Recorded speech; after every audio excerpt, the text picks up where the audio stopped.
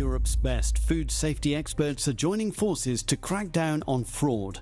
Euronews is following them in this special series called The Food Detectives. In this episode, fresh technology to make farm products you can trust.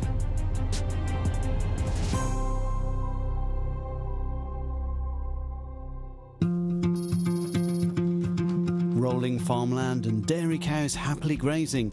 This idyllic scene in Finland is exactly what you imagine when you think of high-quality, small-scale farm products. Yet, even this sector isn't immune from fraud, as food detective Hanna-Leena Alakomi explains. Pienimuotoisessakin tuotannossa saattaa tapahtua väärennöksiä. On tuotteita, sen takia on tärkeää, että meillä on keinoja, miten pystytään osoittamaan niin kuin tuotteen aitous ja jäljittämään, mistä raaka-aineet on tullut. So this farm run by Antti Koljonen is part of a pilot project with the food detectives to create a whole new level of transparency across the dairy supply chain. It begins with these robotic milking machines which measure and test the milk from each cow every day. Yksilökohtaisesti, eli jokaiselle lehmän maitoa pystytään seuraamaan ja tarkkailemaan ja vain laadukas maito päätyy maitotankkiin. Robotissa on todella paljon erilaisia mittareita, sähköjohtavuutta, lämpötilaa, veden määrää, niin nämä kaikki huomataan robotilla. The milk is then taken from the farm to this small dairy, where it's transformed into cheddar cheese, and the effort to maintain total transparency in production continues. The special ingredient is this QR code label developed by the food detectives from the EU's Watson project. Behind this simple printed sticker, you'll find the entire story of the product.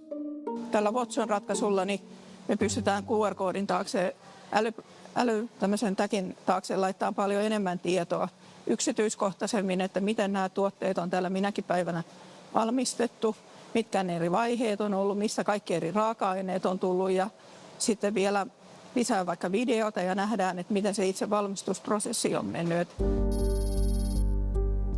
The Food Detectives Transparency Solution was developed here in Vasa, on the west coast of Finland.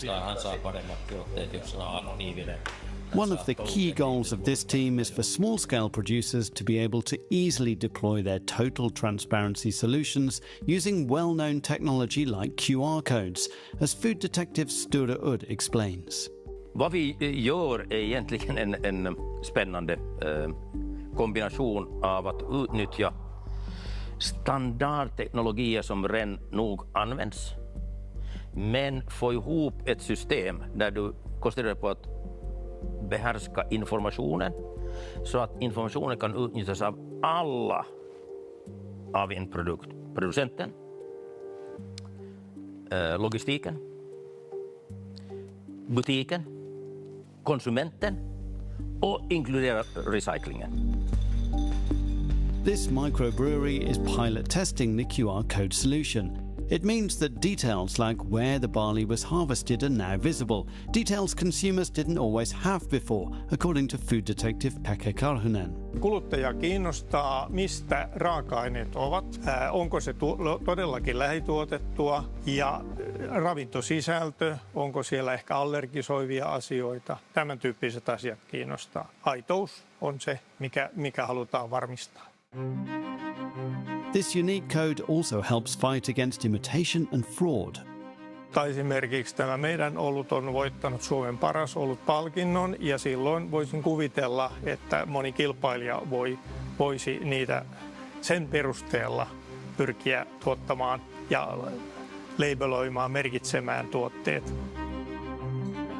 The flow of data goes in both directions too. Once customers scan the code with their phones, they can evaluate the product, feedback comments to the producer and see promotions and updates. Tällä hetkelläkin siinä on jo mahdollisuus, että kuluttaja voi antaa palautetta tuotteesta ja sitä kautta antaa suoraan palautetta niin kuin tuottajalle ja vaikuttaa siihen brändin muodostumiseen ja toisaalta sitten myös tuotteen valmistaja voi päivittää tietoja ja jos esimerkiksi tarvetta takaisinvetoon, niin sitten kuluttaja näkee sieltä tämän tiedon. That's all for this episode. Next time on The Food Detectives, we're in Spain to see a sweet new system to find fraudulent honey. See you then.